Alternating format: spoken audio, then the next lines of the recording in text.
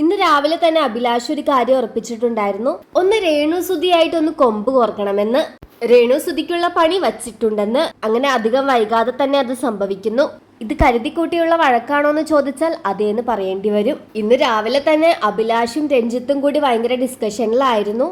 ഇവരുടെ ഡിസ്കഷന്റെ ടോപ്പിക് എന്താന്ന് വെച്ചാൽ രേണു സുധിക്ക് ഒരു പണി കൊടുക്കുക എന്നത്. അങ്ങനെ ബിഗ് ബോസ് ഹൗസിനകത്ത് വലിയൊരു അടിയുടെ പൂരം തന്നെ നടക്കാൻ പോകുന്നു.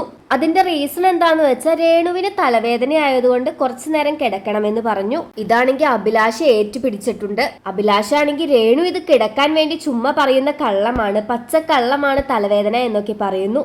അവളുടെ ഇത് ഉറങ്ങാൻ വേണ്ടി മാത്രമുള്ള തലവേദനയാണ്, എനിക്ക് തലവേദന അഭിനയിക്കേണ്ട കാര്യമില്ല എന്ന് പറഞ്ഞുകൊണ്ട് രേണുവും ഫൈറ്റ് ചെയ്യുന്നു. അങ്ങനെ ഇത് വലിയൊരു വഴക്കിലേക്ക് ഇങ്ങനെ പോകുവാണ്. എന്നിട്ട് അതിന്റെ ഇടയിൽ നമ്മുടെ ക്യാപ്റ്റൻ ഇടപെടുന്നുണ്ട്. ക്യാപ്റ്റന്റെ അഭിപ്രായം കേൾക്കാണ്ട് എതിര് നിൽക്കുമ്പോൾ നമ്മുടെ ക്യാപ്റ്റൻ ബിഗ് ബോസിന്റെ സഹായം ചോദിക്കുവാണ്. ഇതെങ്ങനെ പെട്ടെന്നൊരു തലവേദന ഉണ്ടായി എന്ന ചോദ്യമാണ് മറ്റു കുടുംബാംഗങ്ങൾക്ക്. അതിങ്ങനെ എല്ലാവരും എടുത്തെടുത്ത് ഇങ്ങനെ ചോദിക്കേണ്ട. സെക്കൻഡുകൾ കൊണ്ട് തലവേദന വരികയും സെക്കൻഡുകൾ കൊണ്ട് തലവേദന മാറുകയും ചെയ്യുന്നു. ഇത് എന്തു മറിമായമാണെന്ന് ചോദിക്കുമ്പോൾ അക്ബർ പറയുന്നുണ്ട്, ഇറ്റ്സ് എ മെഡിക്കൽ മിറാക്കിൾ.